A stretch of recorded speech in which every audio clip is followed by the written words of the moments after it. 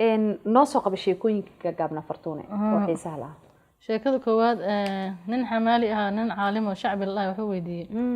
xaaski ibliis intay ahayd oo dhahay هاي حاسك إبليس tay ahayd oo dhahay تاهي arooskaas maana joogin yir dalika cusub ma shahidnaa oo ku dhahay maana joogin dhahay su'aalaha ma la yacni ma fiicno qof kasta inuu wax ma la yacni iska weydiiso ma fiicno صح laakiin nikaax lam nashhadhu oo dhahay nikaax aan joogin waayo dhahay quraanka ma sheegin هاي marka nin kala aaba kala ilmihiisa wuxuu ku yiri sida labaad baqiil u ahaa odayga ha da imtixaan ku baastaan shawarma idin soo gadayaan waa cunto yar oo iska basiid oo maqaayadaha laga cuno marka taas waxay keenaysaa marka ilmaha marka imtixaanka da ku baastaan wax malmuus oo fiican oo ay ka farxi karaan la siiya oo ku keeni kara oo daafic u sameyn kara inuu cunuga maxay ahaato uu wax barto si dadaalo laakiin cuno yar aan ku siinaa waxa ma tarayso shay dharkaas noocaas oo jacaysan ku soo gadaa saacad qaaliyan ku gadaya kabaha noocaas aan ku gadaya dhaga yar oo dahaban ku gadaya wax uu ku farxi karo oo kugu iloobi karin ilmaha laga farxiyo laakiin cuno mas'uulada aad wax ka bacdi waxa ma tarayso carruurta wax loo huraa carruurta wax loo huraa iyana berito marka weyn ayna ka tagaan waxbay ku hurayaan kuma iloobayaan taas marka waa qisada kaleento cadaaladda Umar ku saabsan tahay Umar sidoo caan ku ahaa khulafaa raashidiin afarta khulafaa raashidiin dawladiisu way daaday 10 sano talinayay marka qisas fara badan uu leeyahay oo taariikhda ku qoran oo maanta ragabadka ka faa'iideysteen dawlad kasto cadaaladda way daahdaa marka cadaaladda maalmaha waxa soo booqdaa la yiri safiir ka socday dawladda Kisra dawladda Farisi sii dhaceysay boqorka Kisra Furus Bershiyanka soo booqday marka wuxuu yaqaanay maxay ahaato boqorka oo maxay ahaato mowqif la socdo oo la waardiyeynayo hareeraha maxay ahaato ciidan fara badan iyo xawaashi fara badan ay ka socdaan iyo dhaqan u lahaa magaalada Madiina ku imaaday ayna Umar u dhaha aawe ku magaalada soo galay magaalada iska caadi jawi iska degan oo dadweynaha iska shaqeysanayaan nolosha iska socoto qof caadi weydii aawe amiirkiini kaasoo dhahay amiirka hadda meelaha noo taagnaa markaas uu la yaabay weerar raadiyeen waxay qofka halkaas jiifa ama asaga yahay or soo fiiriyay waliba waardiyana muusan lahayn markaasuu soo baxay oo arka Umar oo isku duuban oo geed hoostiisa naacawda say ugu socota ayaabisi oo jiifo markaasuu hadal taariikhda galay oo dhahay marka isla cadaalta fa aminta fanimta oo dhahay marka saddex kale oo dhahay cadaalada sameysay aamina noqotay وانا اسكو سيحتو ده هادي marka uu cadaalad sameeyay geed hoostiisa seexanay wala dili lahaa boqoradeenu yiri anaga boqoradeena dadkay dulmiyaan xaq ilmaha umada qaataan waa la wardiyaa oo wala marka boodi kaar ma jirin waqtiga nabiga iyo Abu Bakar iyo Umar iyo Uthman iyo Ali marka ma jirin Muawiya waqtigiisa bilaabatay markaasuu cadaaladta fa aminta fanimtu cadaalada sameysay aamina noqotay waa iska seexato geedaha hoostiisa iska seexato marka taasna waxa waaye dawladda markay cadil tahay dadweynaha qofka madaxda ah uu nabadgalaya tan labaad sidoo kale isla cadaaladda Umar ku saabsan tahay laba wiil oo wuxuu arkay nin ku dhagan nin ay ku dhagan yihiin laba wiil oo dhalinyaro ah ay ku dhagan yihiin cadaaladiisa ka tahay sidoo u kala xukumin jiray labadii wiil ku dhahay maxay ahayd ninkii jiiday ku dhagan yihiin ay xagga u soo wadaan Umar u soo wadaan maxaa ugu dhagantii ninka idinka weyn markaas ay dhahaan inuu qatala abaana aabaheenu dilay ninka aabahen dilay ninkii wareystay warhaye wiilasha warkood sax miya haa yiri aabahood waa dilu yiri dhulku markasta oo igu soo sikinaya yiri dadka darisay ahaayeen waan kala hadlay ha igu soo sikinaa dhaha mar walba boos riixashu igu soo sameyn jiray markasta markii dambe dhagaxan ku tuuro yiri madaxu kaga dhaca uu dhinto بس هو القصاص يا هلير ويلش وحكى له محيته ما قصاص ku qanacay ma qisas taagay labadii wiil marka oo wiil yar dhalinyaro Koreyaal bas qisas soo diyaar garow wiil hadda lagu qisaasay waliba markaas wuxuu dhahay waqti yar halaysiyo dhahay yaa ku dameynanayo yiri ina soo laabanaysa in kalanta waqti yar halaysiyo gurigii ilmihii aan soo dardaarma iyo xaaskii caruurtii aan soo dardaarma jaanis halaysiyo yaa ku dameynanayo ina soo noqonaysa cadeynayo markaas saxaabadii waa la sifiriyay marka agta taagnaa Abu Dharr al-Ghifari saxaabi ay lana dameynana orad ciidaad soo daarna qasir Abu Dharr haye haduu ninka imaan way adaa booskiisa galeys haayna galayo sidaayo ninka marka akhlaaqdii muslimiinta iyo maxay tan tasaamuxa iyo naxa uu ka danqaday jaanis halaysiyo caruurtii guriga aad la soo dardaarmay hadii xataa qisaska igu waajibay ma diidanayo dhahay laakiin ninka waa dilo dhahay waana idhibo dhahay bas waa baxay marka ninkii gurigiisii idan wixii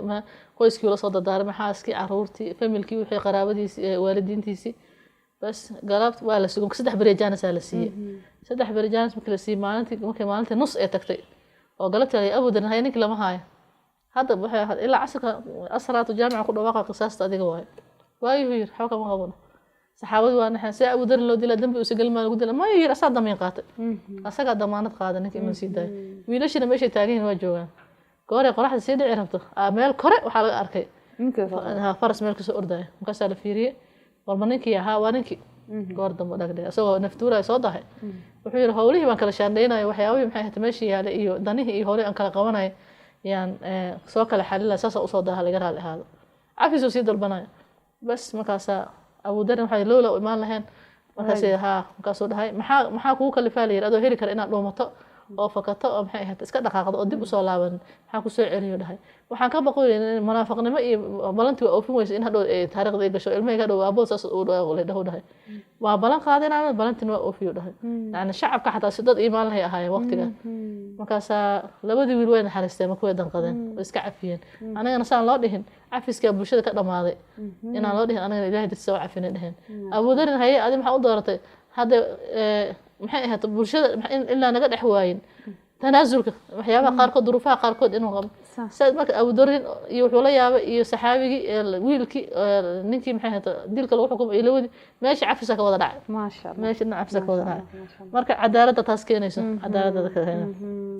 dad caloofiyo ahaa dad caloofiyo ahaa maalinta hadana Umar laftirkiisa hadana ninaan xaaskiisa dhibtay way wareerisay si uu yeelo garan waay inuu furano mar waa ilmo waxa dana meesha taalo marka amiir Umar aan aaday marka qayli waxa si buuq marka qadada xaaska dhibka loo dul qaato marka uu soo baxay guriga Umar imaaday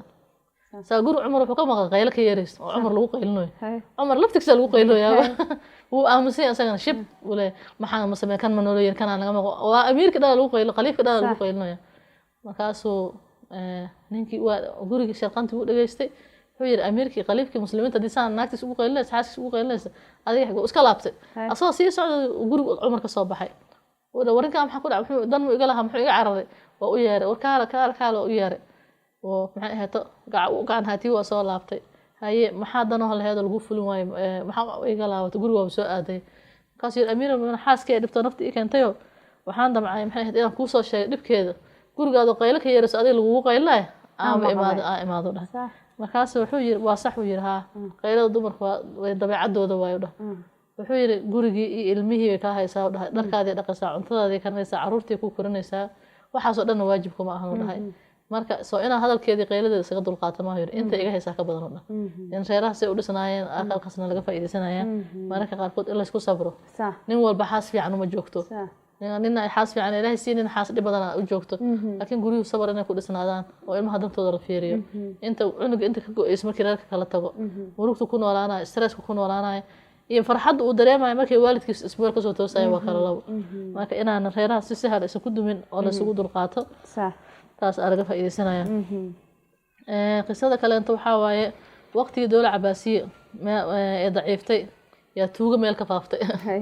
tuuga maxay ahayd meel ku badatay tuugadii marka maxay ahayd waxay leeyihiin guryaha masaakiinta lama tagaayo dhahan guryaha maxay ahayd dadka danyarta lama tagaayo guryaha dadka waayeelada iska joogaan waxba haysan lama tagaayo guryaha dadka ladan iyo dadka siyaasiyiinta dadka muuqdo loo dhacay la boobay bas tuugadii mid kamid ahaa marka xanuunsaday dardaaran ma bixinaya marka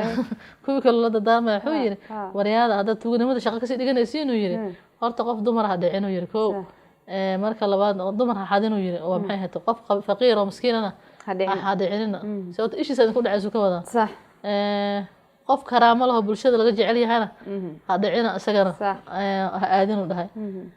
sidoo kale wuxuu dhahay maxay ahayd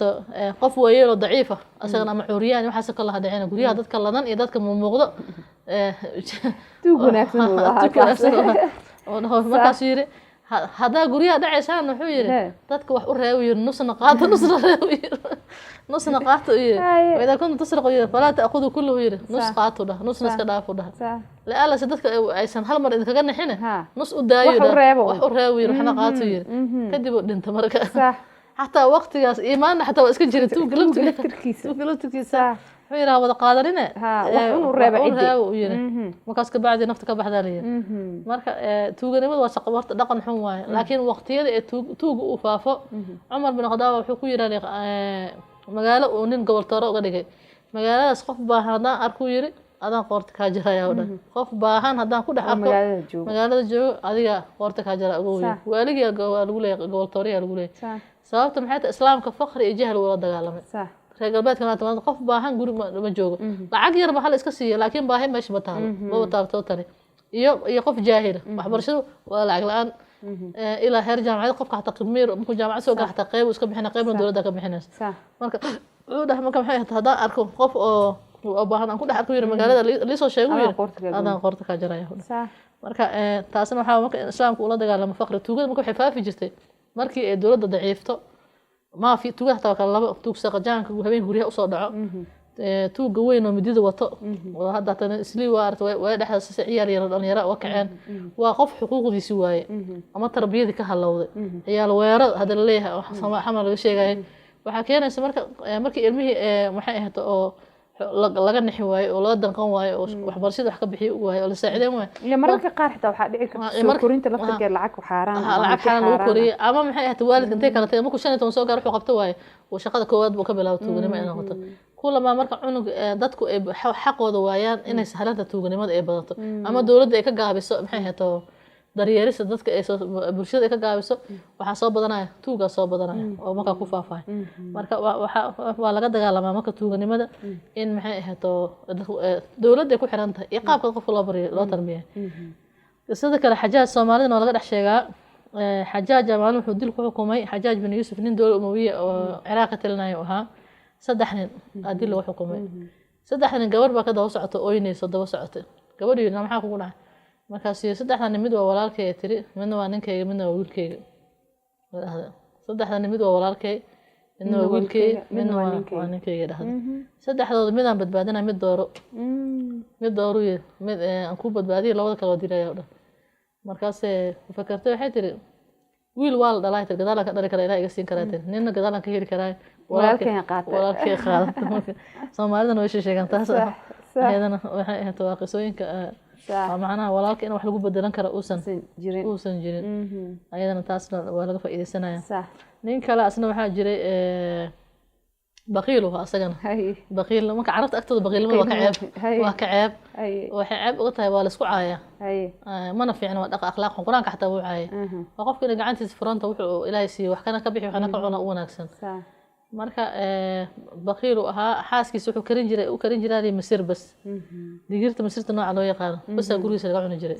gabadhi muddo u sabartay masir u siinay masir u siinay masirta waxay siinay wali nafaqeedeeda vitamin waa guriga maanta quraacda masir marka cidooda soo booqata marka gabadhi xoogaa waa hagaastay masirta ka hor imaaday guriga inuu ka dumana ma rabto reerkeeda inuu ka duma ma rabto gabadhi ilgo ana xaafada imaaday waa salaamay haye maxay ahayd la wiil walaalaheeda isha galiyeen sa u fiiriyeen kaasina habla seeta fiican way ka aamustay xoga ashmatiyada ma muuqaal qorxoneed maxaa dhac waa la wareystay markii dambe waa qodqodeen waxay tiri nolol maxay ahayd cun xumaan haystay tiri hilib ma lahayd tiri dooro ma lahayd tiri wax la maxay ahayd aan digirtaas ka ahaan ma bahaysana oo wadaadka ninka maxay inuu bixiyo marabay tiri bas anaga noo daayir hawsha waxay dhaheen waxay u dhiibeen kaniini loo dhiibo oo darag camal karanta cuntada ku dhex dara siiya dhaheen anaga shaqo ka qabanayna labadii wiil u tashteen ninna meel saaray ninna meel saaray dhan Soomaalida marka maxay ahayd markaas maxay ahayd waxay dhaheen kaniinigan si cuntada markaas masirta maaragtay ugu dhex daray dhaheen ka bacdina anaga ku imaanayna dhaheen baalka lagu daray hurdu la dhacay hurdu dhag la dhahay bas markuu hurdu dhag la dhahay oo maxay ahayd uu seexday waa soo duubay wajiga soo qariyeen maxay ahayd waa dhar isku soo dhar caadna way soo xireen asagina mara caad inta soo qabteen ku xireen ee nab ku siiyeen ku xireen qof sida qof dhinta camal oo kale ka dhigeen ee qol mugdi ah ay galiyeen bas labadooda qofood waxay iska dhigeen munkar iyo nakiirka qabriga camal oo kale iska dhigeen asaga haduu soo miirsado mara caad ku duuban wariya soo fariiso إلا الله أصلاً حسيت ما بدي ما تبص سافر يس وصار فرست من ربك ربي الله ما دينك دين الإسلام من نبيك محمد صلى الله عليه وسلم ماذا كان طعامك عندما كنت في الدنيا أنت أدوك بكاجت ما عمل جت عاد سكرية مسير كلية ها أهل كذا لا حتى عاد سما نسيمية أنت بس كله من الضيبات بما رزقناكم آيد محاول عطوني كان دتك وسيم إلما هذا وسيم ويسقور هذا ما تقدر كليها إلما ما نسيت جست وجناح هذا حا إلى قيامة اللي قرع مكاسي قرع عنده إلا هذا أنا محيه تمير دبر مش كل حاجة الصوحي بس آخر جوكتا markuu suuxay soo qaaday qolkiisii ku soo celiyay waana bixin labadooda markuu suuxay soo kacay waana habeen waxay sameeyaan waxa leeyahay talo mariye ahay qasiir markuu suuxay soo kacay waa bay wuxuu dhahay saaka wax ma dhacay xalay inaan dhintaan ku riyoona ma aqaan wax dhacay tir la gabadhu ogaad u soo arkaysa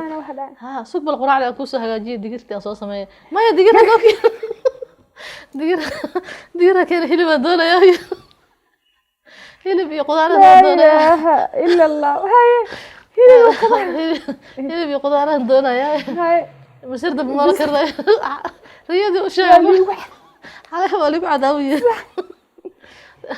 مركي هالكاس كويس كان كاس ماشي سيتي يكون بحال مسير صح هالكاس يكون ولا لكن كارتي سود جي عادي ما هي مركا جوادي أساسا لقوا بدبادي marka sifada baqiilnimada waa ceeb qoyskana kuma sii fiicno oo ilmuhu ku karaasanaayaan oo reerka waa ku nacayaan